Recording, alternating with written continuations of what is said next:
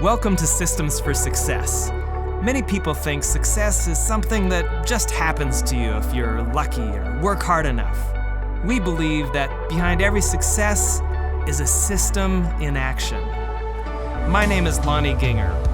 Thanks for joining me and my family as we share real-life stories and learnings that might just help you design the life of your dreams.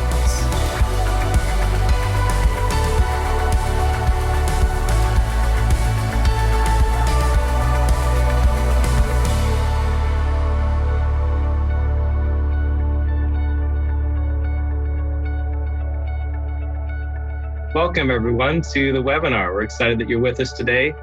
I think we have the very rare opportunity today to learn from the firsthand experience of someone who has led a multi-generational family business.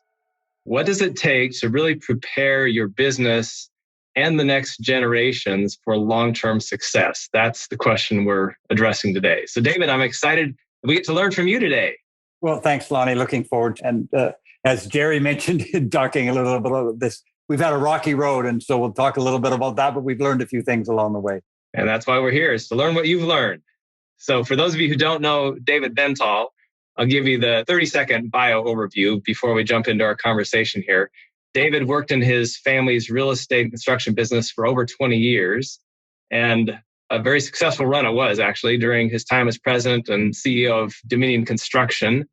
The business more than doubled in size to around $300 million in sales. But the family wasn't prepared, or at least not as prepared as they had hoped to be, to effectively complete the transition to the next generations. And that ultimately resulted in a sale of the family enterprise. So those lessons from the school of hard knocks, so to speak, and lots of additional learning from other families set the stage really for David to become a highly sought after author, advisor, speaker, and coach, helping hundreds of families.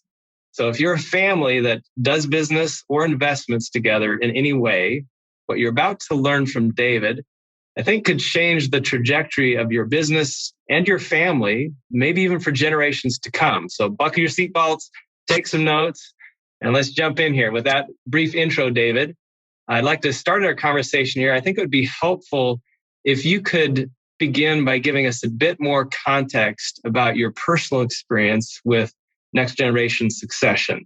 As you talk about how you've been through intergenerational succession in your family business, not just once, but 3 separate times, I believe, and in 3 different ways. So explain how that's even possible. Yeah, it sounds a bit weird, but Lonnie, frankly, what happened with my dad and his brothers were co-owners of our family construction and real estate business. And there are 11 of us cousins. I'm one of 11 cousins. And I was the only one working in the family business. And my dad wanted me to become the president and wanted the business to be transitioned to us 11 cousins. But ultimately, Lonnie, there was a falling out between my uncles and my dad. And so the real estate component of the company was sold. And that really ended my father's dream and my dream of me leading the real estate business. But when our uncles just took control of the business, they decided to sell it by going public. And they decided to jettison the construction business.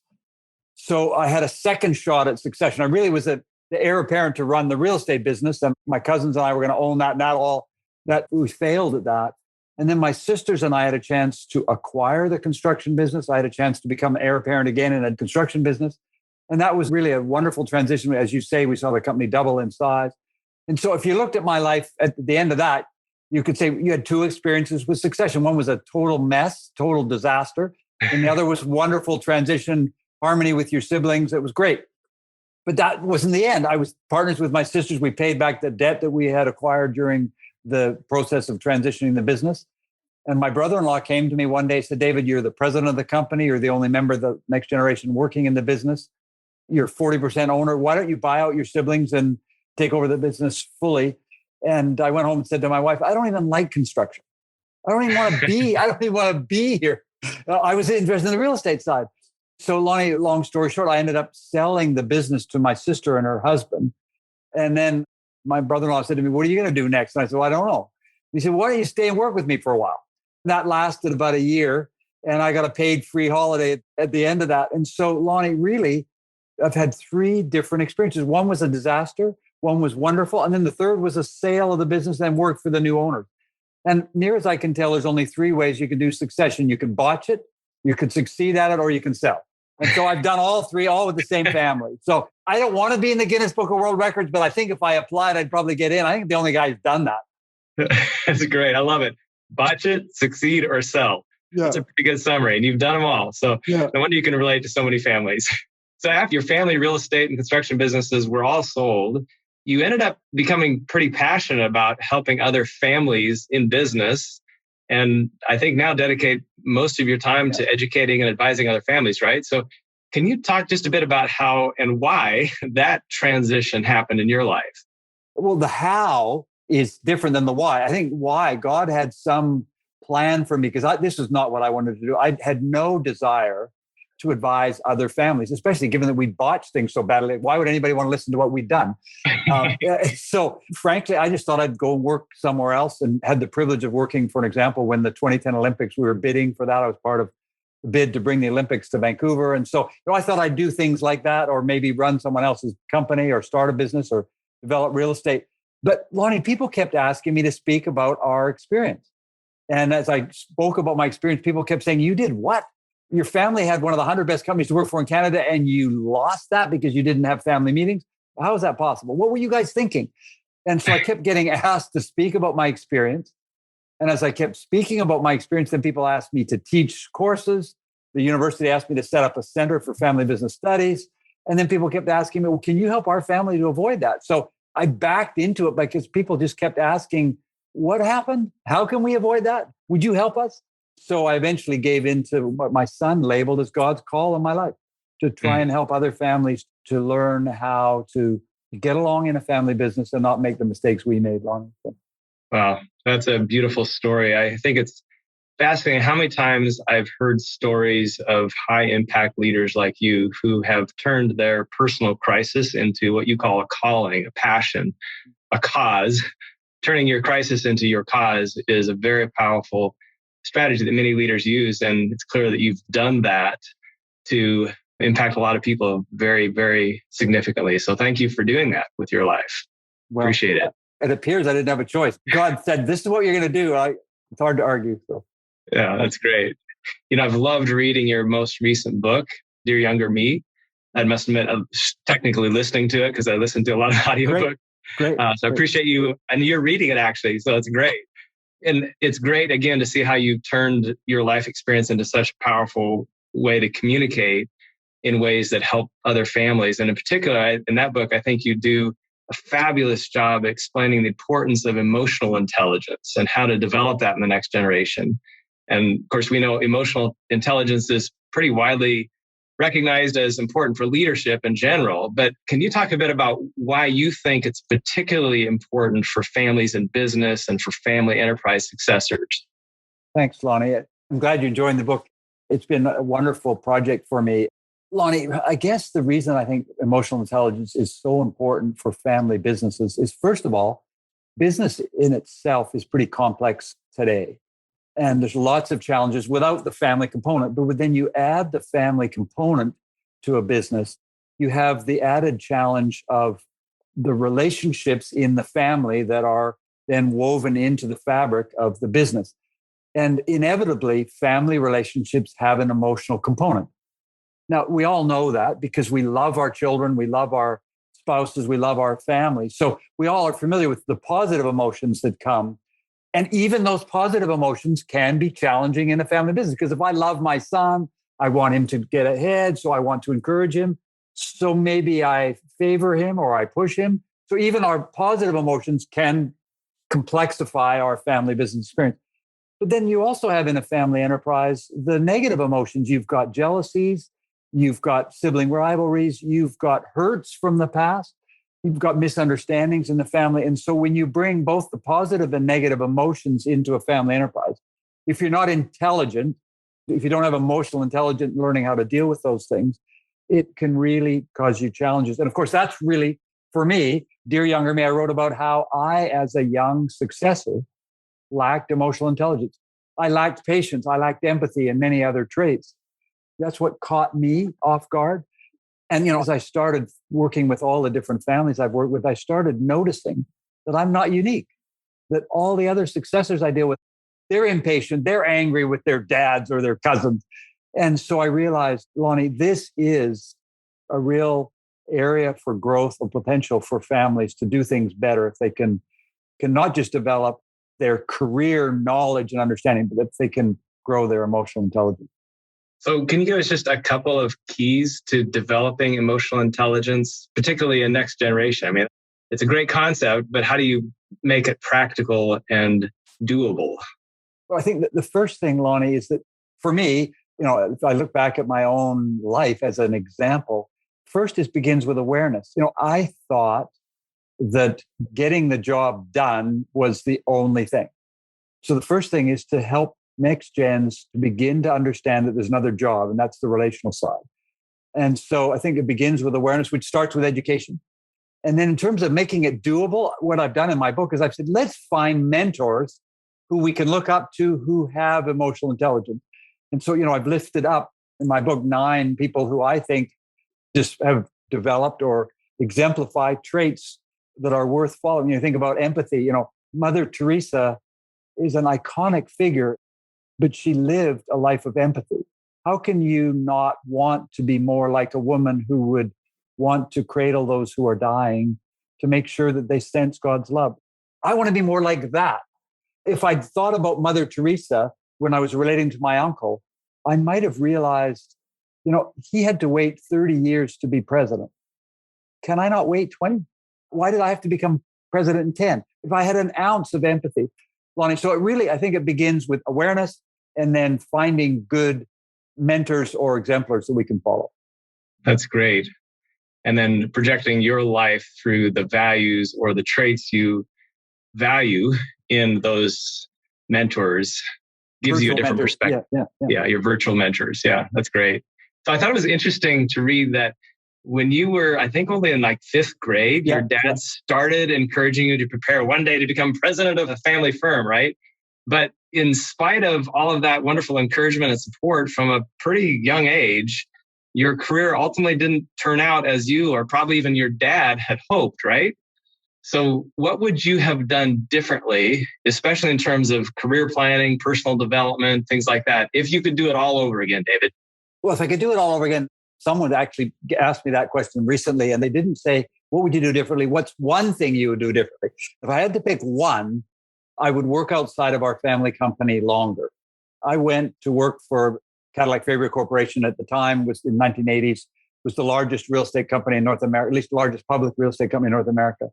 And I worked with them for 2 years. It was a magical time. I loved it. I learned a lot. It was great. I was appreciated for who I was. My last name didn't mean anything.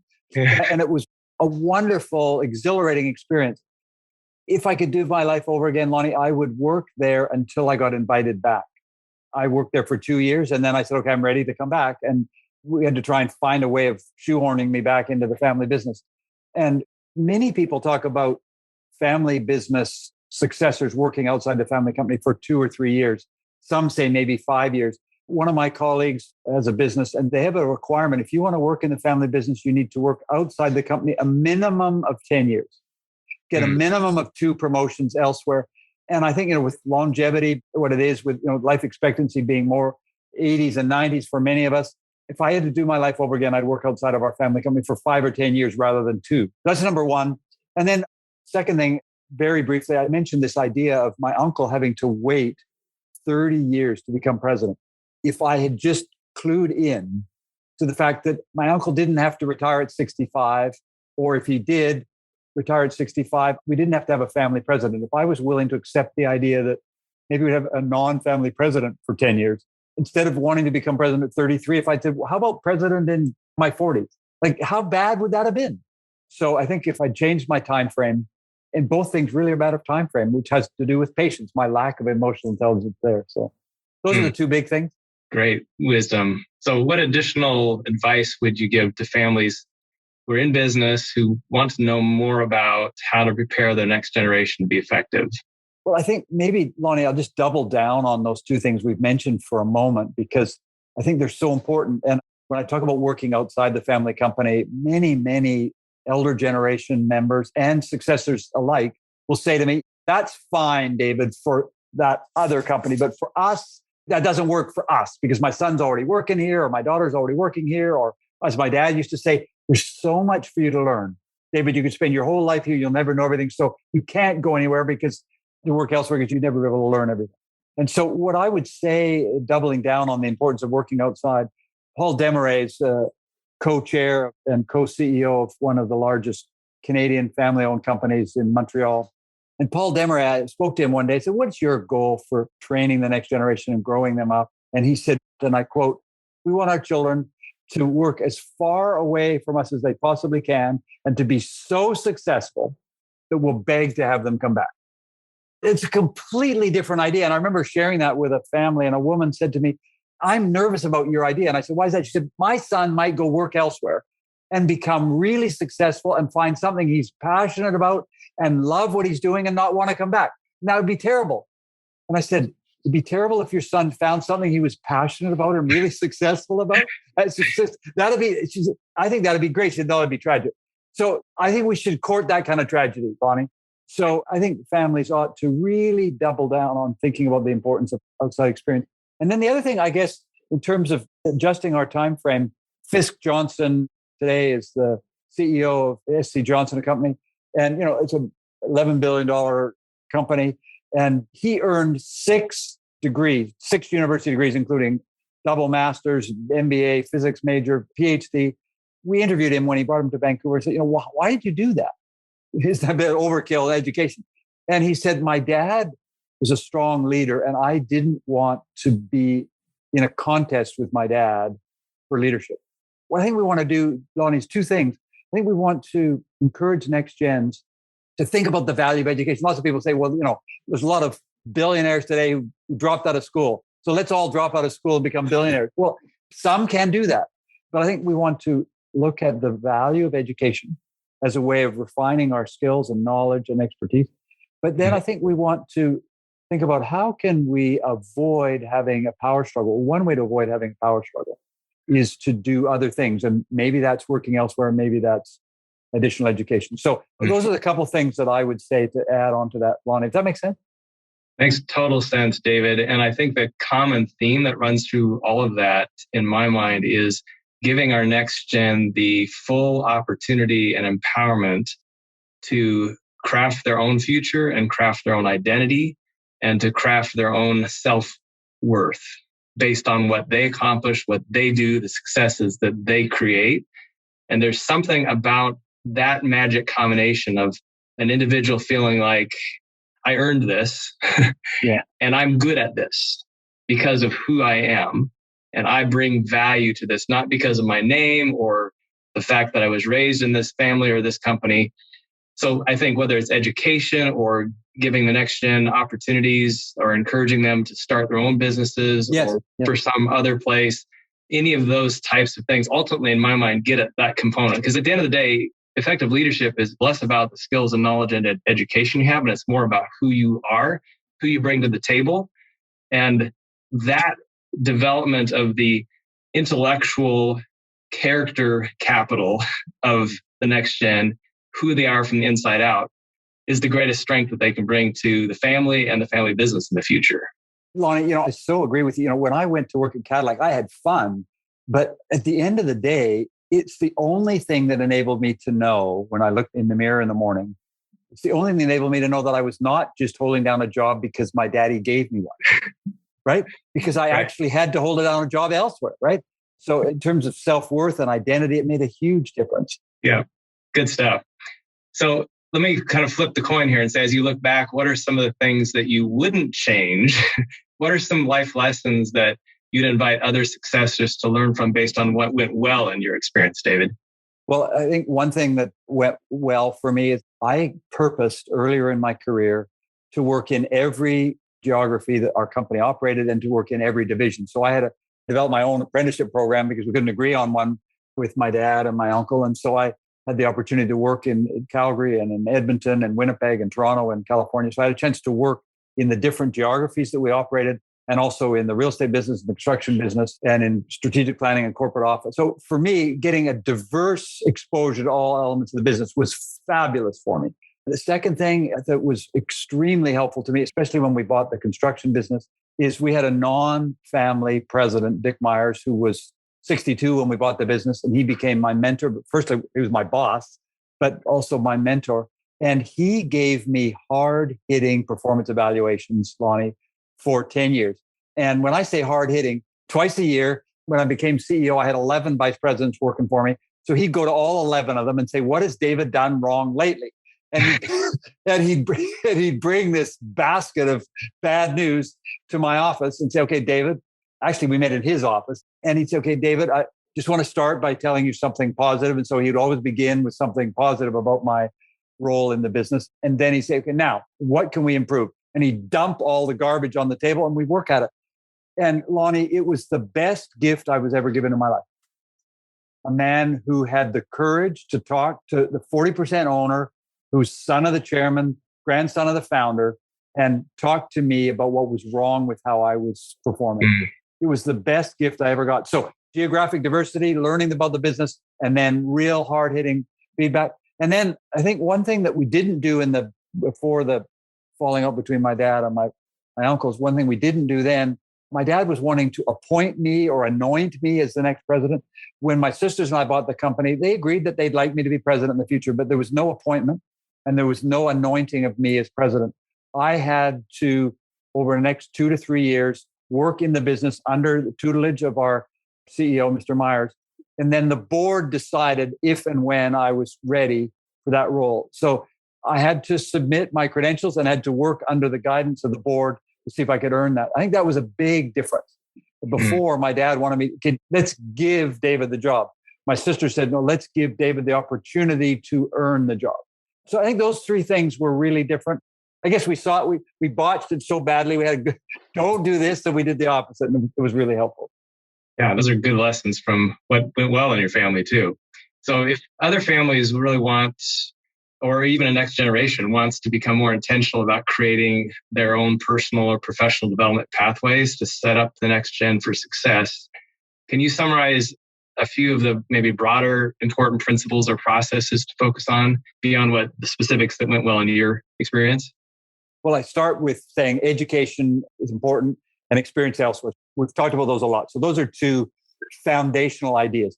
But one of the families I worked with, we had a fantastic experience. It's a company that exports lentils to 80 countries around the world. And they had 9 cousins, 6 of them working in the business. So we did a very, very productive thing in terms of helping them with their career development. And what we did is we asked the executive or leadership team of the company to say, 10 to 15 years from now, what are the senior leadership roles that we're going to need? So the board and the senior management spelled out, here are the jobs to shoot for. And then we asked the 6 cousins to choose what jobs they wanted to shoot for. So they chose a target role. And then they did some career testing. And then they looked at what are the skills required. And then they did a gap analysis. If I need to become gifted in sales, or one of them wanted to look head of quality assurance. So I need to learn about lean management. So she had to go away and go to school, learn about lean management. So did a gap analysis and then developed a plan and then have mentors. So it's really several things: target role, skills required, gap analysis, development plan, and mentors. So those are the basic building blocks. And one of my colleagues and I work with families to help them put those building blocks in place. And it's a magical thing. Most people don't want to do it, Lonnie. They just want daddy to give them a job. But those who actually want to become professionals, it's not difficult. I aspire to be head of marketing. One of the gals, by the way, my aspiration is to be vice president of global marketing for our business. So she got a board member to mentor her, and she overshot. That was 12 years ago. She overshot, and in August, she was appointed president and CEO of the business. Because she took the time 12 years ago to develop a gap analysis and realized she needed to learn some things and get a mentor. And so it can be very exciting, Lonnie, but most people aren't interested in doing a proper job. They're just assuming that the dad will look after them or mom will look after them. It's a great story that illustrates some really valuable points. I think every once in a while we hear these stories, or maybe some of us have experienced the value of having a really good leader in business create that kind of career development plan for an employee in the company, where there's a clear understanding of where they want to head and an assessment of what they need to learn to get there, and a specific intentional development plan that's followed through on it. We see the power of that in business, but why don't we think of that in our family, right? Yeah. That same level of intentionality in our family is so powerful. So I want to switch subjects here a bit, David, and talk a bit about governance, because I know you're pretty passionate about developing effective governance in families and in family businesses. So can you share a bit about how you define governance and why you think it's so important for business families? Well, it's funny. People have all kinds of different responses when you think about the word governance. One of my colleagues, wonderful advisor to families in business, she comes from a family, 44 members of the family own the business. I think they're G4 now. And she said, governance is the G word in our, it's a swear word in there. You know, some people don't like governance because they think we're going to try and provide accountability and all that. Put you in a box Yeah, people don't like it. What I think, I have the privilege through the University of British Columbia teaching governance workshop 2 to 3 times a year, 2 days. And we focus on 2 elements of governance: the importance of family meetings, which is a governing function, and the importance of boards of directors, which is another governing function. And we define governance very simply as 2 things, Lonnie. It's communication and it's decision-making. And if you think about that, yes, a board of directors can be a governing entity, but what does it do? It should provide good communication between the stakeholders, management and the shareholders, et cetera. And then it should involve good decision-making, wise decision-making. And so when I'm working with families, I want to encourage them to ask themselves, do we have good communication in our family? Between the shareholders, between senior management, between the board members, et cetera? Do we make good decisions? Those are the 2 things. So that's what I strive for. I am passionate about it because I think often people blame sibling rivalry or conflict for their family business not working. I actually think in most cases, it's used, or maybe the next generation's got a sense of entitlement, or the 3rd generation is not prepared to work hard enough. Those can be problems. But I think with good governance, we got a fighting chance of getting past the sibling rivalry, getting past the entitlement, because we can introduce suitable accountability, suitable mentoring, and get good communication happening. So you mentioned a couple of the vehicles to foster effective communication decision-making, family meetings and board meetings, right? But what are some of the most important elements that need to be in place in those environments that will foster effective communication and decision-making? Because I've seen people do family meetings and board meetings, and they still don't communicate effectively, and they still don't make decisions effectively, right? Yeah. So what are the elements that need to be in place to really foster that good communication and decision-making? You sent me this question ahead of time, so I've thought about it a little bit. There's 4 things that come to my mind that I think are really important. And the first is that I think you need education. Because when people think about a board, they don't understand what a board is. They think about family meetings, they don't know. So why are we doing it? So education is part of it. Because if we don't know what we're doing or why we're doing it, or what the value, so that's one. The second thing, perhaps even more important, is to have a facilitator to help get this started, because most families and most boards, without some help from an independent third party who's been down the path before, are going to make a lot of mistakes trying to introduce governance on their own. So I think a facilitator who can help. And then the third thing is objectivity.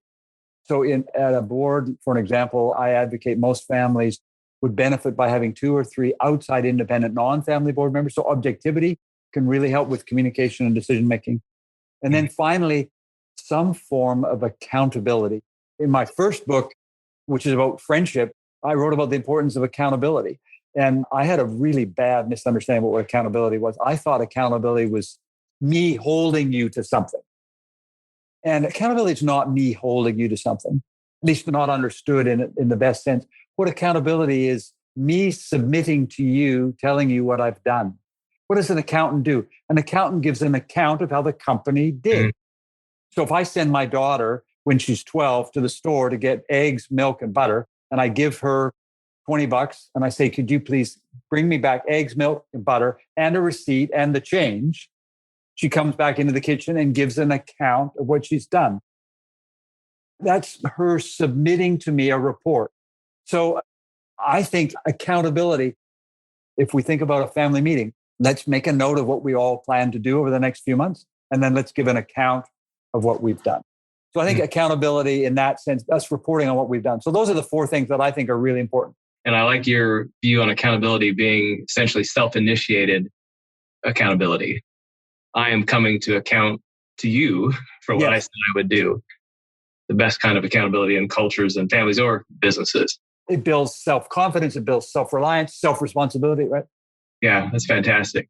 So I have several more questions I'd love to ask you, but I want to just pause for a minute here and make sure our audience knows that they can ask questions in the Q&A box.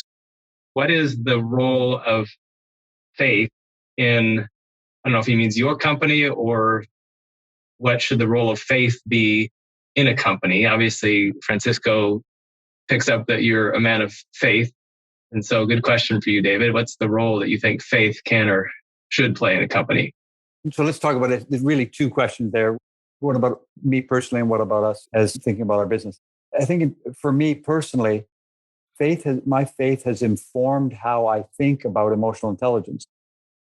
We could have called my most recent book, the fruit of the spirit for business, right? Because really patience, gentleness, humbleness, really God wants us, I think, to live in harmony with others by allowing the Holy Spirit to guide us in our lives. So I think for me, my desire is that my relationships with my clients, with my family, and with others would be influenced by God's Spirit. That's what I think should be what animates my emotional intelligence, if I can talk about it that way.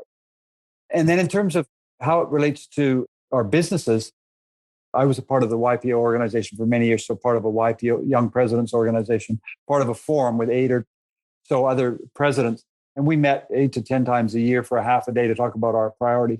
And one of the things I learned in that experience, Lonnie, was to be genuine. It was so easy to go into those meetings and want to put my faith aside and say, what's the business thing here? And what I think our faith should be a part of everything we do and not compartmentalized. So if I'm leading a business, whether that's Next Step Advisors or if I'm leading Dominion Construction, I think my faith should come out as naturally as the fact that I'm passionate about water skiing. So I think it should be part of what we do, not added, not imposed, just part of who I am. That's the role I think it should be.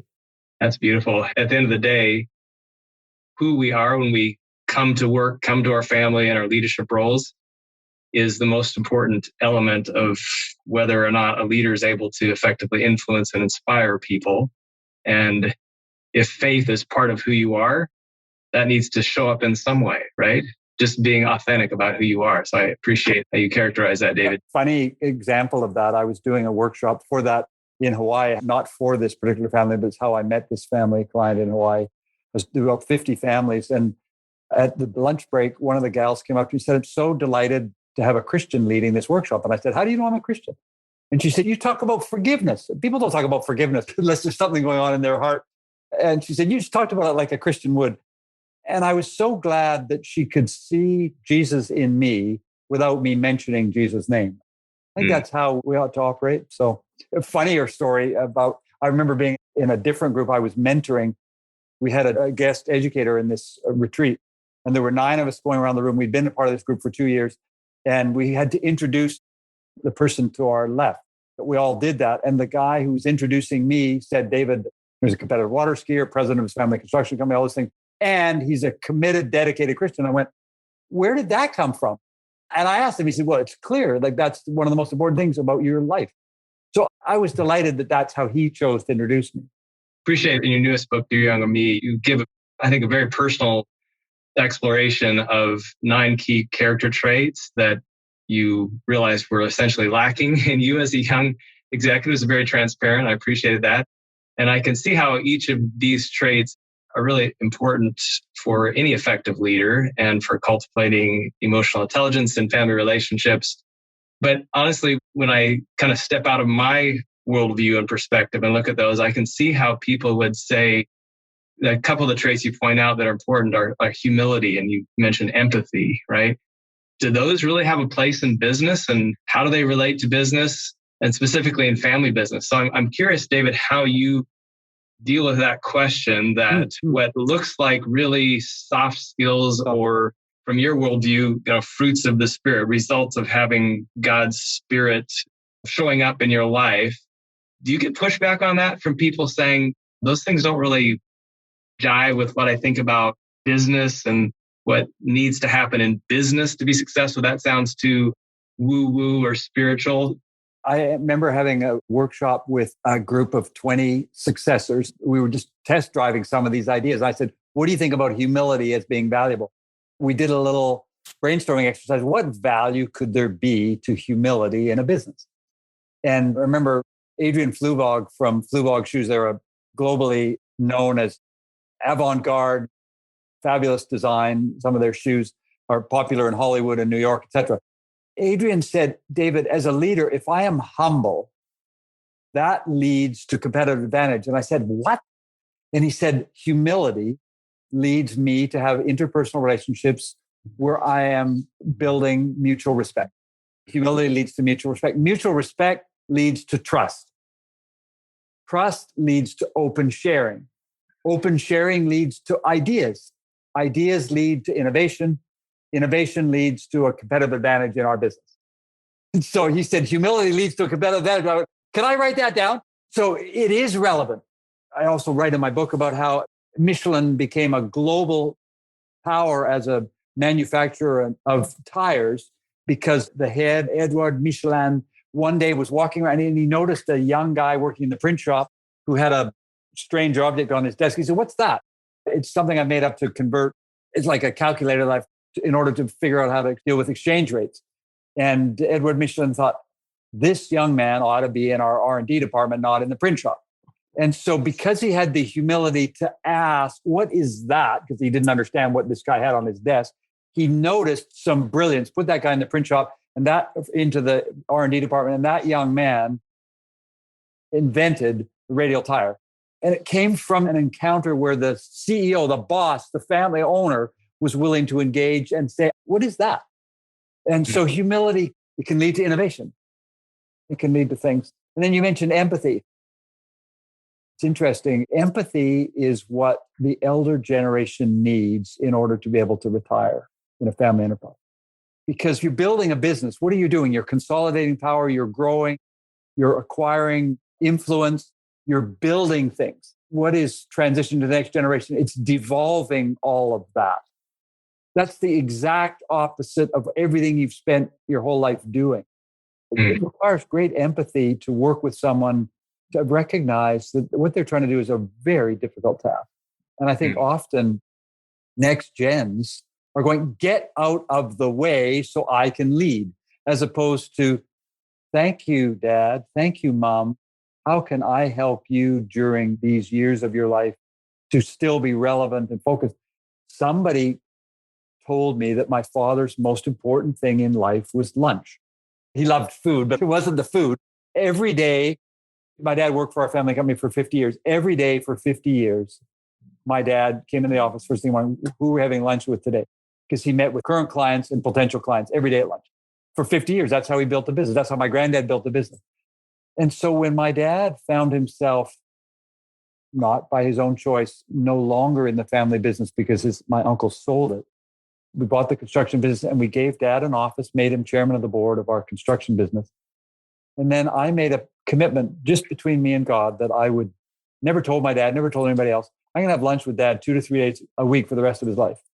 And I fulfilled that commitment of having lunch with my dad 2 to 3 days a week for the rest of his life to make sure that he had a chance to interact with others. And if I had a potential client, they were happy to meet my dad. But that took empathy. And Lonnie, I had no empathy in my relationship for my uncle. And that's why I lost my relationship with my uncle. But it was realizing that prompted me to look at my father. Empathy has huge relevance in a family enterprise. And then the elder generation looking at the younger, to have empathy for the young kids who are impatient to get on with things. So, David, I've got a quick question. You mentioned that cousins and others that were involved back a few years now, when that sale took place, there was money came in to family members, pretty sizable amount.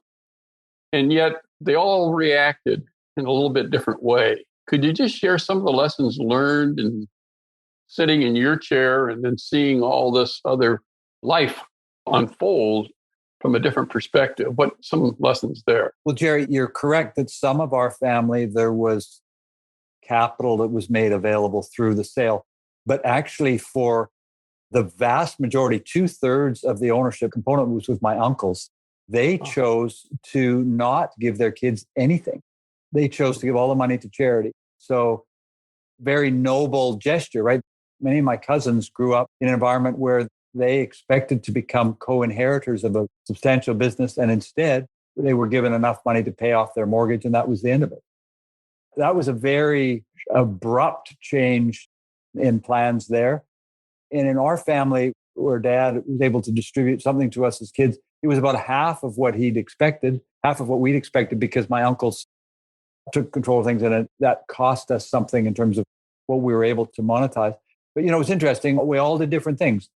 My eldest sister, Helen, chosen to devote herself. Lonnie, you talk about taking the challenges and making them a calling. My sister is 33 years into recovery as an alcoholic. And she has chosen for the last 32 years to help other women. She started something called the Avalon Recovery Society. And so she's given her life to help other women find recovery. So fantastic what she's done, And my brother has chosen to build his own. He's an architect by training.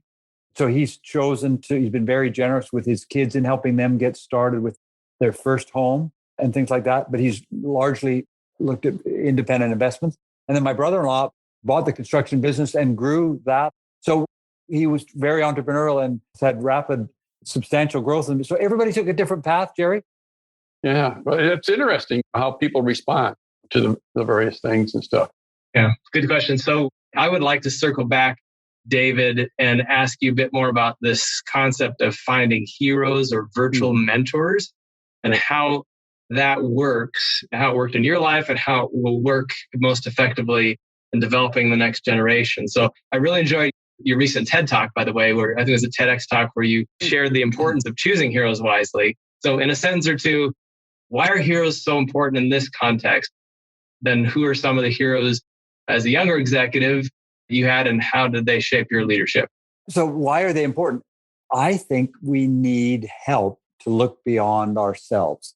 I mentioned Mother Teresa earlier, but think about in terms of forgiveness. Nelson Mandela is a hero for me. If he was able to forgive the folks who put him in prison for 27 years, why can I not forgive those who may have hurt me? So I think we need help to look beyond ourselves. And so heroes are what inspire us. As a competitive water skier, I'm inspired by the guy from the province of British Columbia who was a 2-time world water ski champion. So I think mentors and heroes inspire us to draw out more of our capacity. So I think that's why they're important.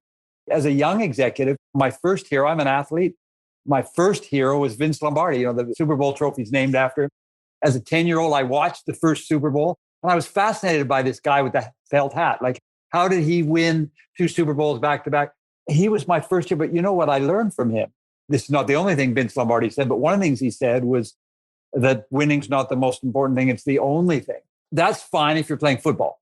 Or some would say it's actually not even a good idea if you're playing football. But I brought that, Lonnie, to our family business. Winning is the most important thing.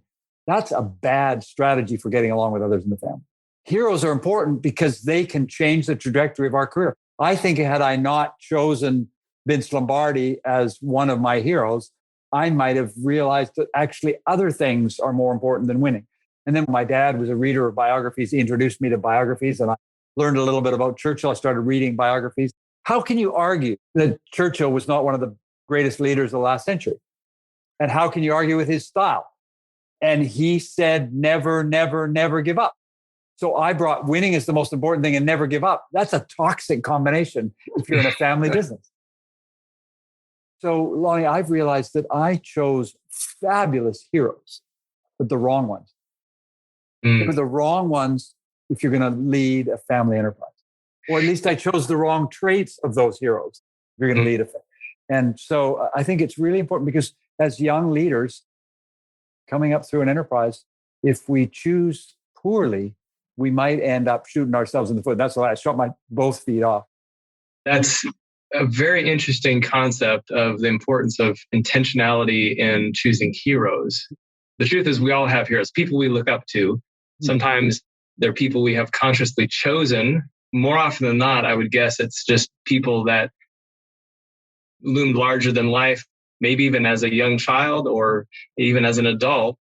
But the question is, how do we have that kind of intentional focus? How do we put guardrails up, either which heroes we choose that will serve our family, our business, the culture we want to create, the relationships we want to create that will serve that well, or, as you said, choosing the right characteristics of those heroes that will serve us well. So what advice would you give about how we go about choosing our heroes and maybe encouraging others in our family to choose heroes wisely? I wrestled with that a lot, Lonnie, as I was just finishing up writing Dear Younger Me. I thought, how can I help NextGen? And I was traveling and I ended up just outside of a restaurant one day. I walked down a corridor in this hotel and they had a virtual hall of fame for that community.